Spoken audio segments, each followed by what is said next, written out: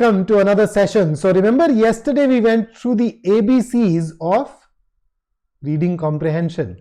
So I gave you a plan to start your reading comprehension journey, and I will detail.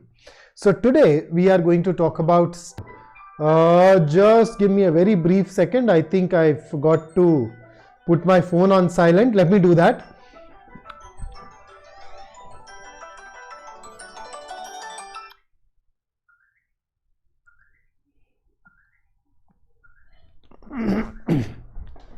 Okay, that happens rarely, but it happens. So I did not even have it around me, so I had to quickly sneak out. So I am going to essentially talk about tones today, and the advantage of talking about tones is that per se, if you look at it, it is not a question type that can be termed a high frequency question anymore. There was a time when we used to get a lot of tone based questions in the exam, but that is not exactly the case in the recent past. We don't get that many tone based questions anymore. So why is it important then? It is important on two counts. Number one, reading comprehension at the end of the day is all about comprehension, and understanding of tone makes it better for you to understand the passage. And that's not just it. There are quite a few question types, particularly main idea questions and inference based questions, where it is easy for us to eliminate options with the help of tone if we know what it truly is. So that's basically going to be the goal for this particular session today. Introduce you to tone, and in this process obviously you'll also go ahead and master a particular question type. Now if you're new to this channel, please make sure that you subscribe and press the bell icon so that you do not miss out on any session. And if it is your absolute first session with me, my name is Vikrant. I have a 100% here. And before I talk about tone, here is something by Pablo Picasso that will challenge your head and do things at the earliest. You should be willing to put off only those things that you don't mind putting off. So for example, your CAT preparation is one such thing. If you have not started it yet, how about starting it today? Let this be the day when your preparation starts. And in case you want any help from us, in case you're not very sure of how to start preparation and what all, and you're at times not very comfortable discussing things in a group setting like this, do you know that you can actually talk to us one-on-one? We'd be more than happy to start you on your journey. So all that you need to do is you'd find a Google Doc link pinned on the chat. You can click on it, tell us a little bit about yourself, and we'd be happy to hop on a call with you, where we'd love to handle your individual, your specific, your unique queries, keeping your background in mind one-on-one. We normally keep 20-30 minutes aside for each one of those calls, but we don't mind going longer. In fact, just yesterday we wrapped up a 45-minute call with somebody because that individual happened to have a lot of queries. So if you have questions, you do not know whom to ask, you want to talk about it one-on-one, just click on that Google Doc link, reach out to us, and we definitely find a way out for you to start your preparation in the best possible way. Do not put it off until tomorrow, unless of course you're not very serious about the CAT. A very good afternoon, Vaibhav. Let's start. This is a very basic framework, so let me share that framework with you. That framework is the USA framework. So this framework is the very first thing that you do means. If you don't understand that, then obviously you are likely to struggle. So that has to be one of those basic, the ability required to answer that question. Okay, so the second bit is, what is the ability needed to answer the question? And once you know the ability, then we can start talking about the strategy, the way forward.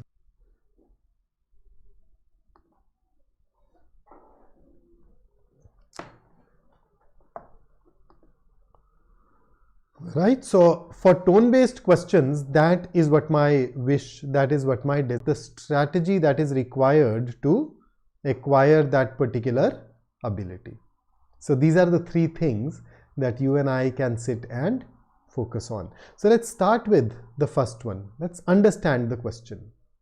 So what do we truly mean by the tone?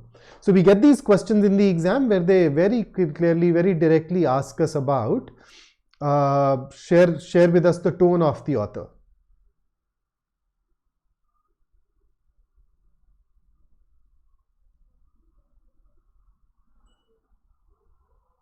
So what do you truly mean by, or what do you truly understand by the tone of the author? What does it even stand for? So what's your take? Aniket, good afternoon.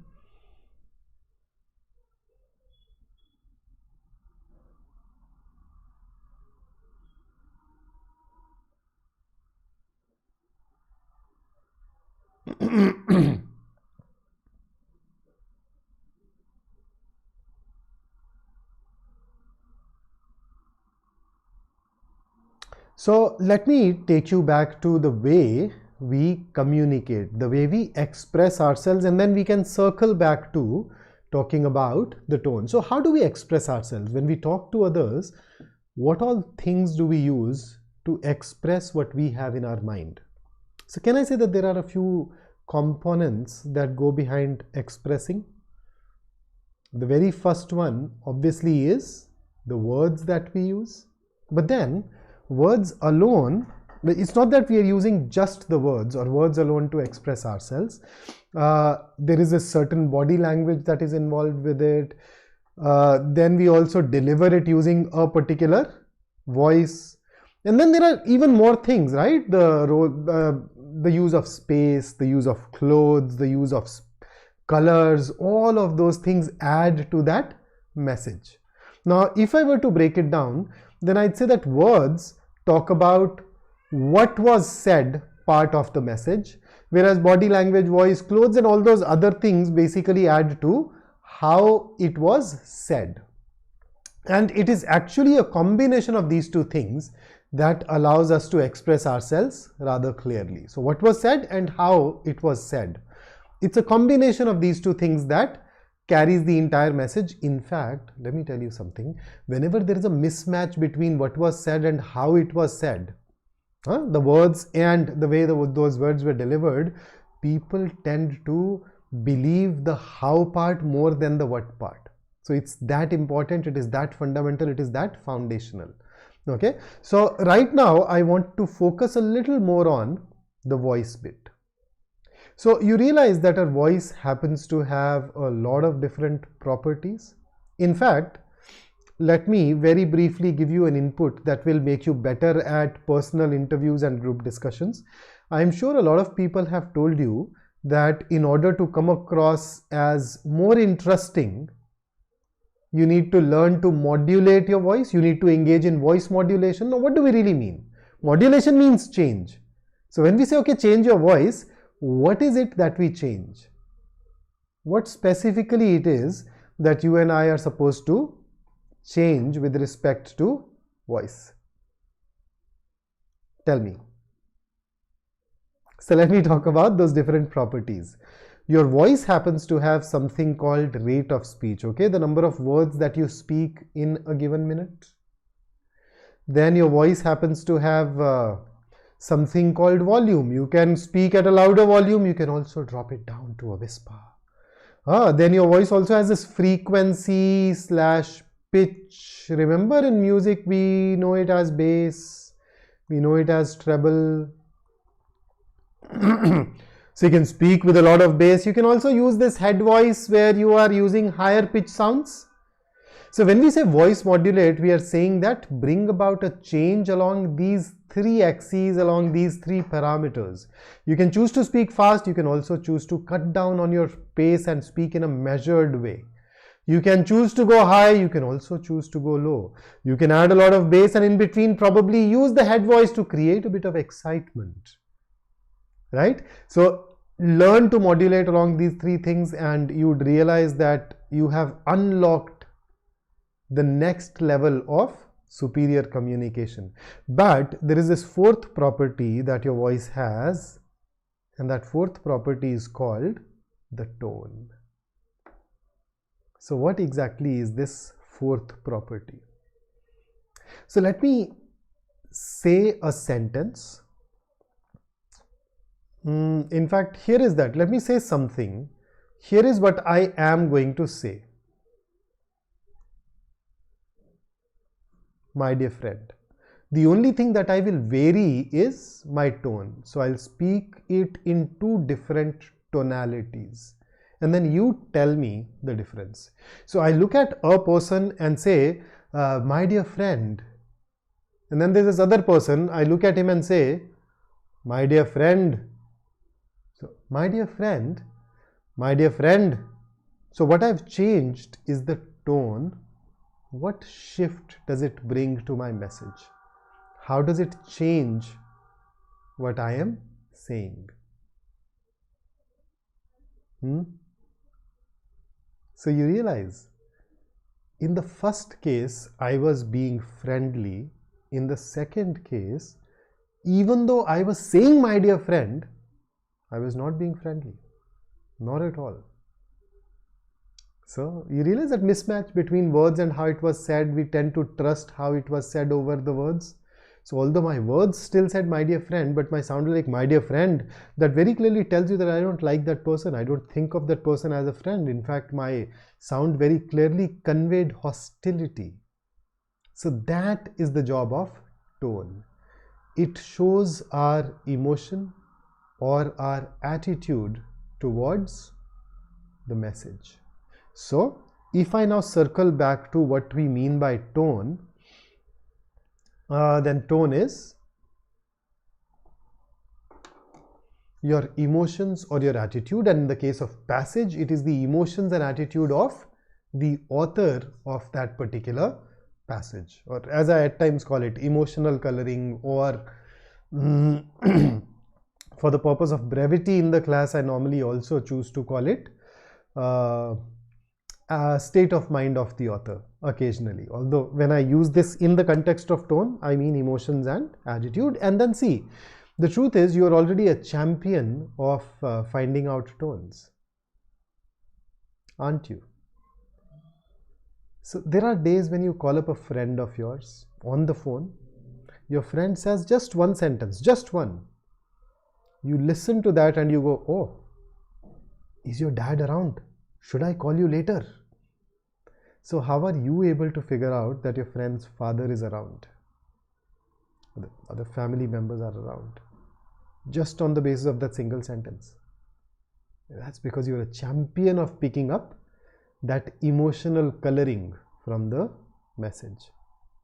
So shouldn't you be very comfortable with tone-based questions in RC?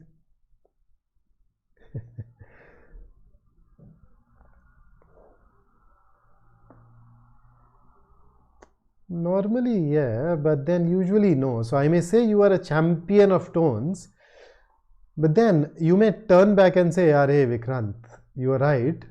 But then the problem is I'm a champion when somebody talks to me. The trouble with RC passages is that they do not have sounds. And in the absence of sounds, I'm not able to pick up those tones. So now our question shifts to how do we pick up tones from the sound alone? Oh, some messages.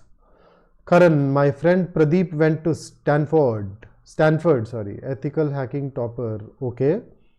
And आगे मतलब कुछ something connected.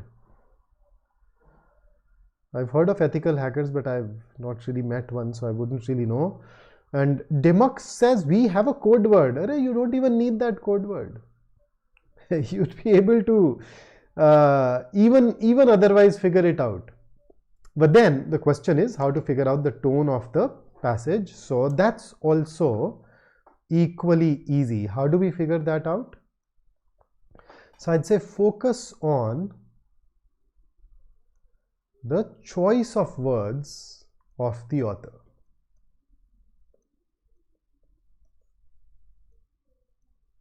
Focus on the word choice.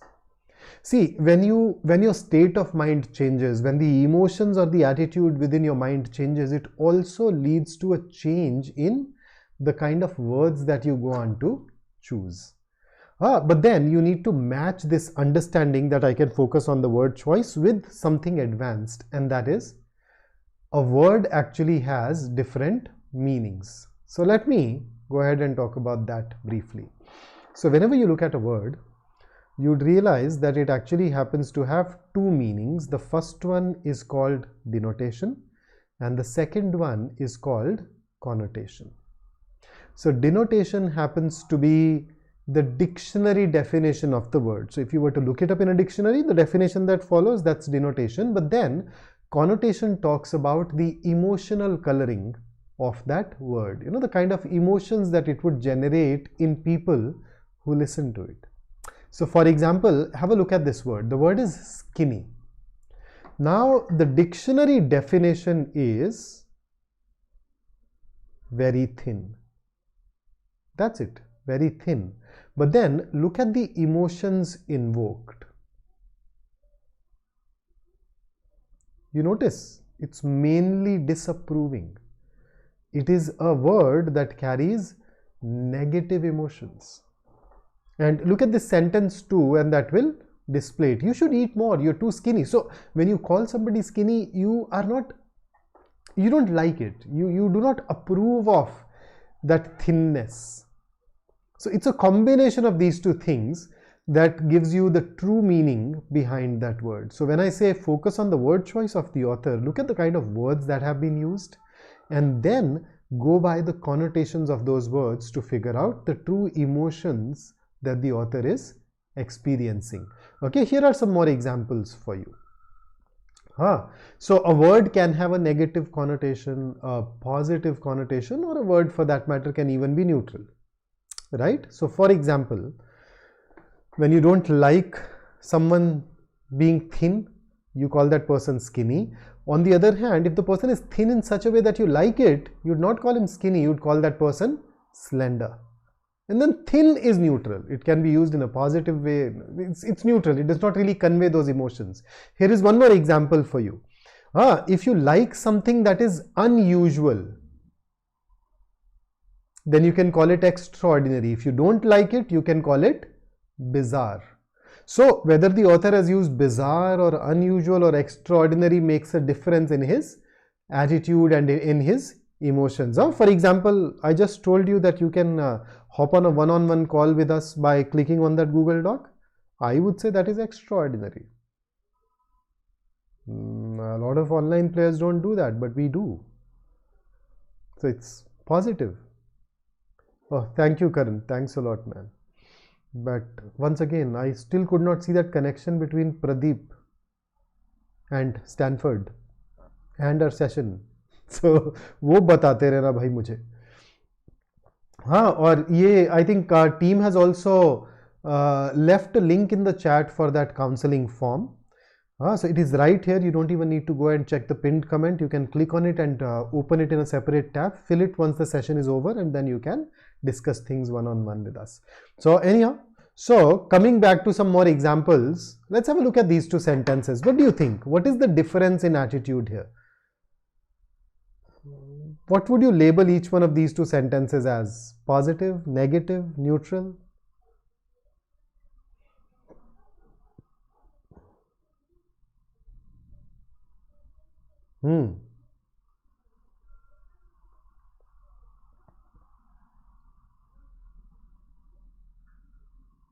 So there are times when a person is forceful. If you like that person's ability to stand his ground, you'll call that person assertive. On the other hand, if you don't like it, you will call it domineering. So the first one will actually show a negative emotion, the second one positive. Here is another pair. Can you just tell me how these two are different?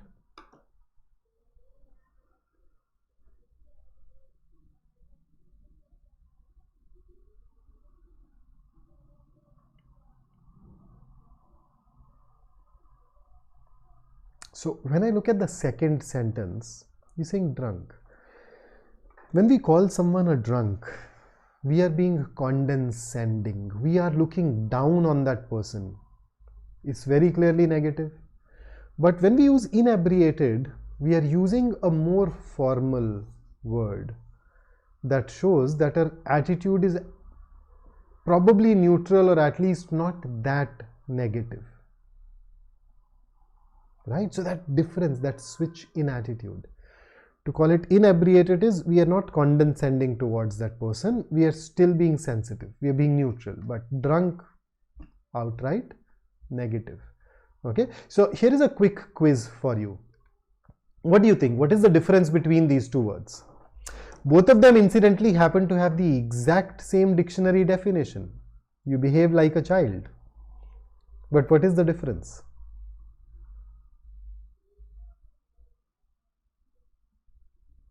So we use childlike for things like laughter, smile, curiosity. This is positive. On the other hand, we use childish when the person engages in a childlike in a behavior that is the behavior more suitable for a child, and we do not approve of that behavior. So positive versus negative. How about this next one? Frugal and miserly, both the words mean somebody who does not spend much money. So what is the difference then?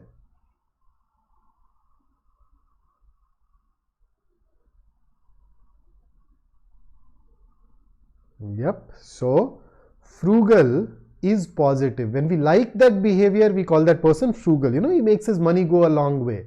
On the other hand, we do not like that behavior, we call that person miserly, stingy, conjuice. So those kinds of things. And here is the next one, house versus home. Remember that famous saying, home is where the heart is. So house is a neutral word. It's just a building.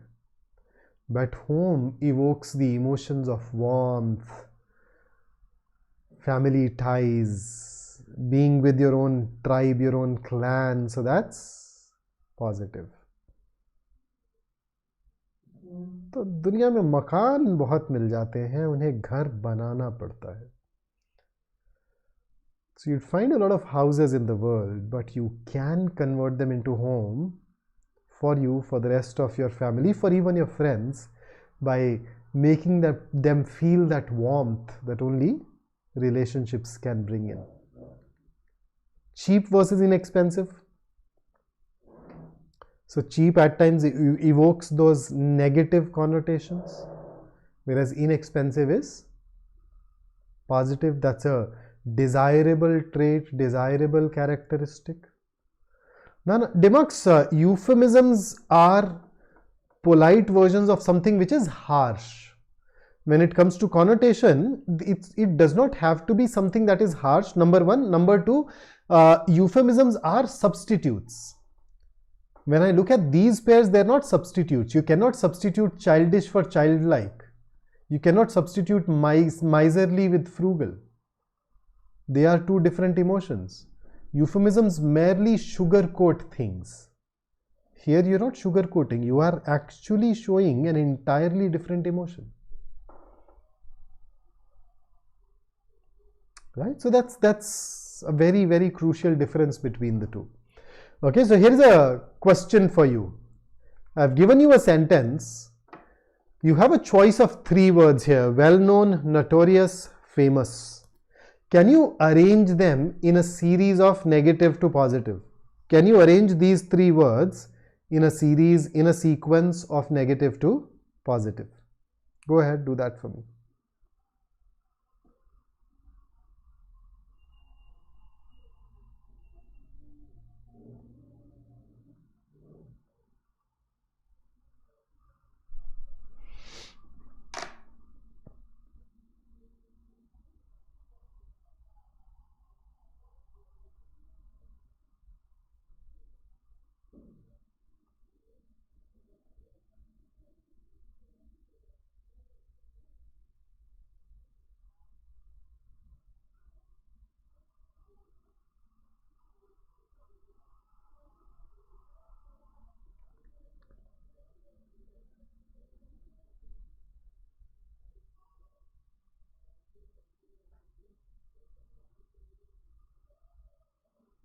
Okay, so here is my answer.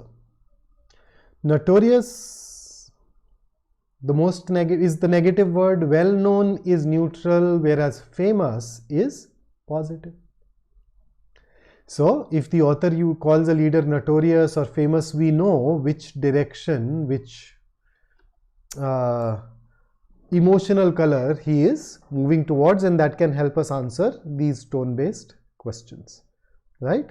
So the approach that we follow for these questions then is pretty straightforward. Now that we know what tone is, now that we know that words also convey the state of mind, what we do is we read the passage carefully, and within this passage the focus is on the word choice of the author.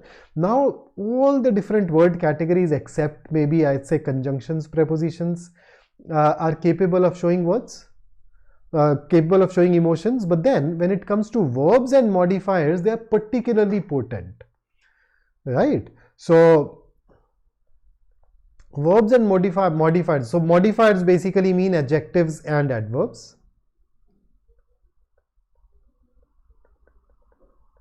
These are particularly potent, so you can focus a little more on those. So it's not that the other categories cannot, even nouns can, but then these are specifically going to make things unambiguous, but you need to be aware of their denotation, their connotation both, and alongside look at the intensity and the imagery created, and at the end of it all please make sure that you interpret it in the given context, so never lose that big picture scenario.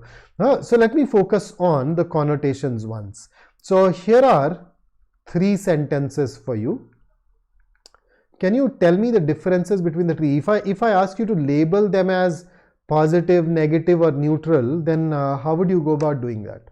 Which one is positive, which one negative, which one neutral? Go ahead, do that, and then we'll see.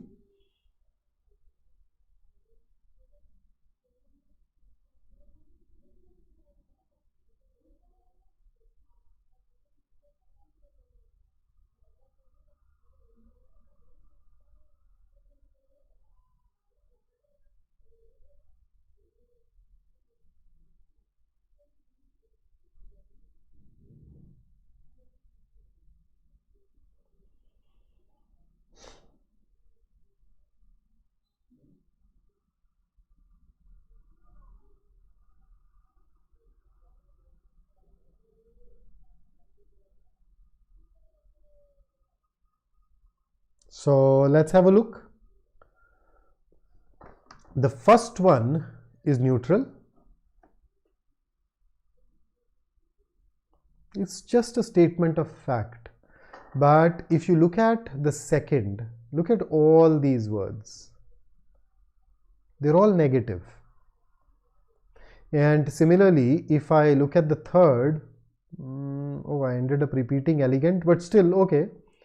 You notice a lot of positive words. So that's neutral, this is negative, this one right here is positive. I'll probably change it with something like commanding, right? So word choice changes that emotional coloring, and at the same time don't forget that you are supposed to look at the big picture. So here is a paragraph for you. What I will do is that I will add a couple of sentences to it on the next slide, but I want you to read this and then think of the kind of emotional color that we get from here.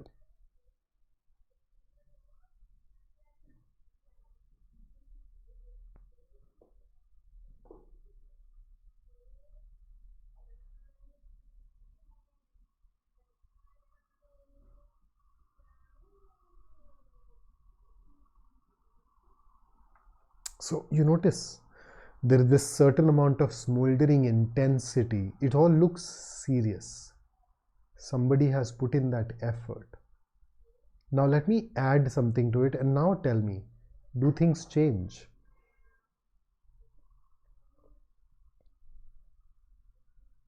So you see, it suddenly becomes humorous.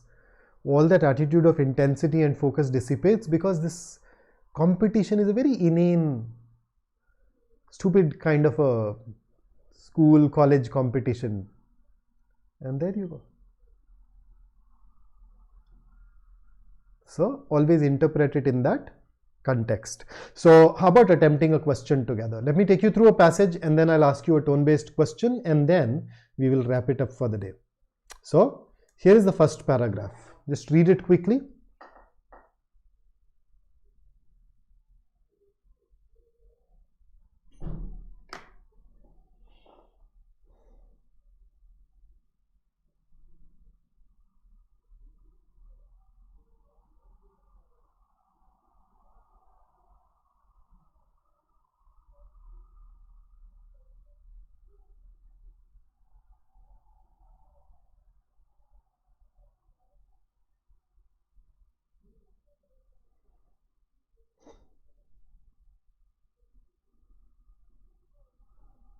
Okay, taking you to the next slide in 5 seconds.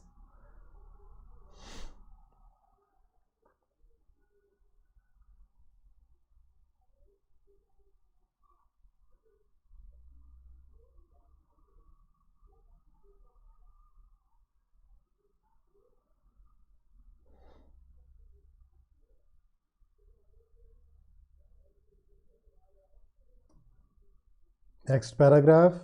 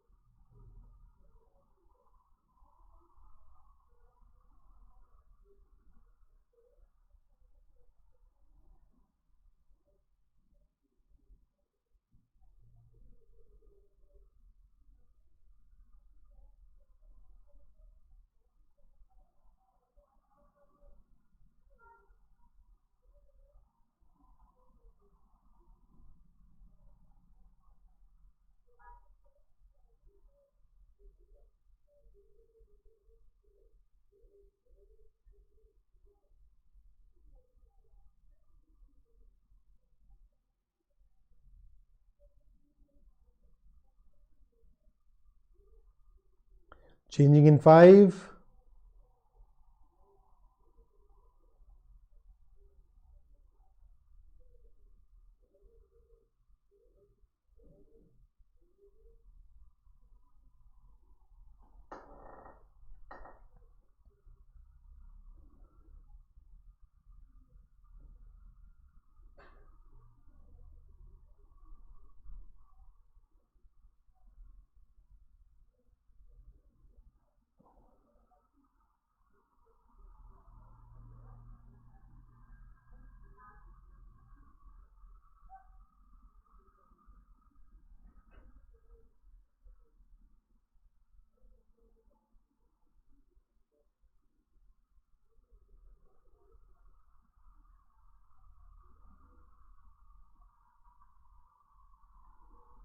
Yeah, Rishi, that's nice.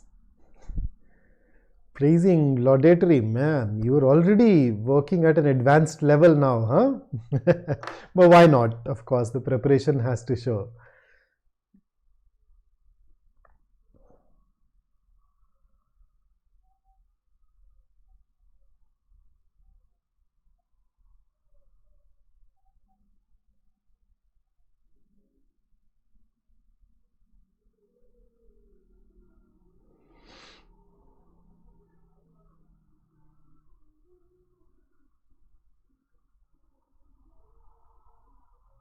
Okay, so here is the question.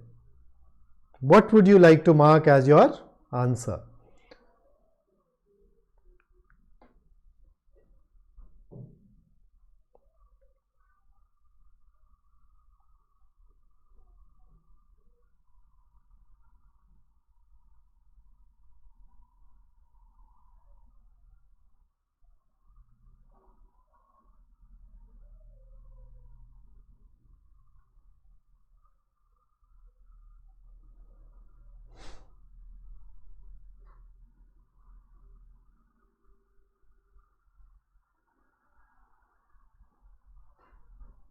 So what's your take? Now you notice, even though you focused on the word choice, you could understand it all, at the end of the day, you also need to be aware of the meanings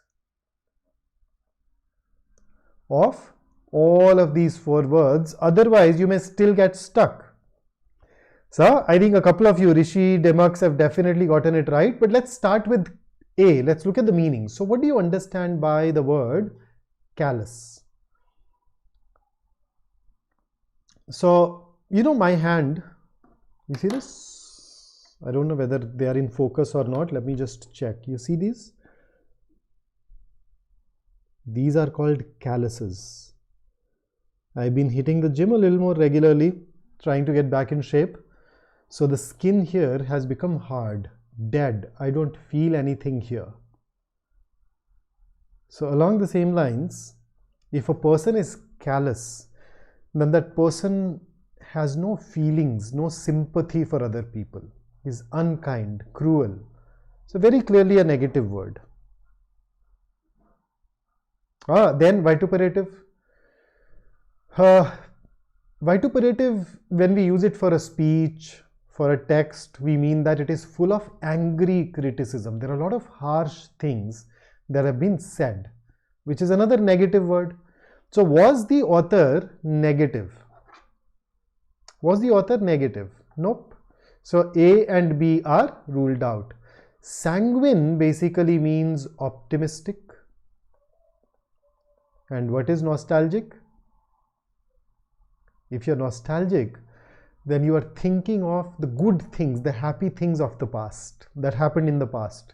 Because thinking of the happy things, you're also feeling happy, but at the same time, you have this tinge of sadness because you so want to go back in time and relive those moments. But then we know that we cannot go back in time.